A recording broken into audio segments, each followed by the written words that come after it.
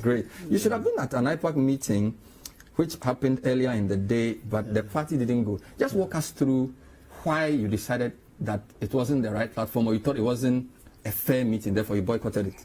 Oh, thank you very much. First of all, it is our belief that IPAC has lost its significance, because there's a reason why IPAC was established. It was established out of the belief in Ghana that electoral rules are best established through consensus. So from 1994 to 2016, all the reforms that we have undertaken as a country had their origin from IPAC deliberations. So whenever we are making any law that governs elections, we have IPAC committees, technical committees, legal committees that will help in the drafting, bring it for IPAC to agree before it is sent to Parliament for enactment. That is why many of our laws, when they find themselves in Parliament, the debate is very, very minimal, because the debate happens actually between the stakeholders at IPAC. But so as part of this, you remember we've gone through several changes from opaque ballot boxes to transparent ballot boxes, from no voter ID card to picture-based voter ID card, and many of them. And then by 2013, 2014, following directive from the Supreme Court, we managed to put together a committee that drafted a roadmap for, electoral reform. And we had stuck to the roadmap from 2014 to 2016.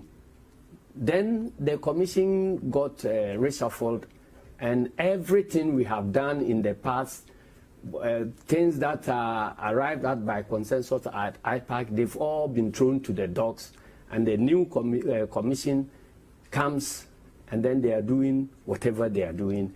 Anytime anybody wants an input into decision making, they just refer to their powers under the Constitution, that they are independent, and so they won't listen to anybody. So since IPAC is a contrivance for consensus building, and the Electoral Commission has demonstrated that they don't need consensus, they take their decisions according to the powers vested in them, and then bring the decisions up.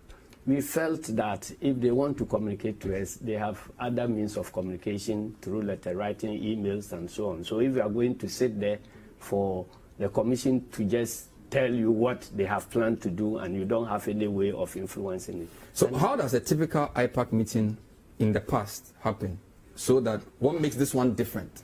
In the past, you had development partners represented, you had civil society represented, and all political parties represented by at least 3 persons. Okay.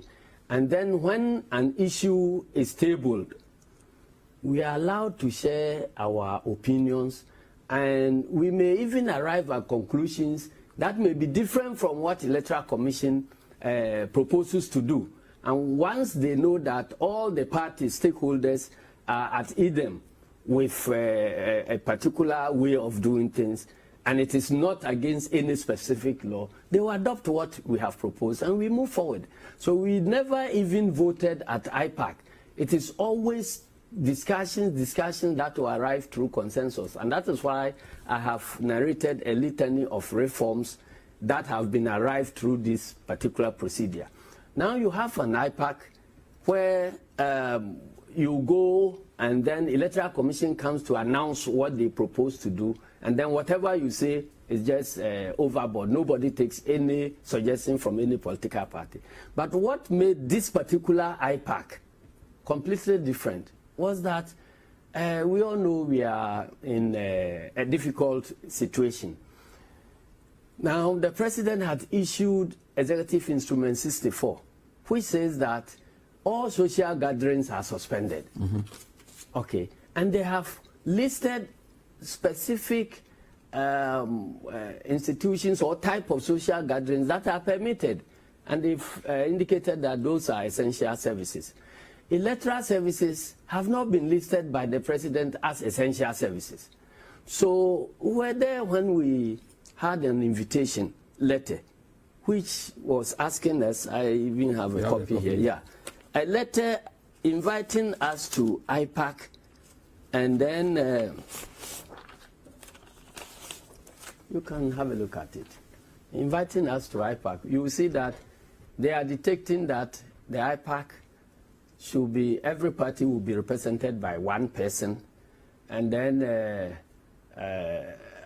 again... They are saying that due to the directive of the president of not having social gatherings exceeding 25 persons, the IPAC meeting has been divided into two groups. This is actually the March 25 Yes, meeting. and the current one is also along the same lines. Yeah. I also have that one. But at the time, I recall the president did say that private funerals can be held but not exceeding 25 persons, yes, which I believe is what they are drawing. But it is private funeral. We are not going to IPAC to bury anybody.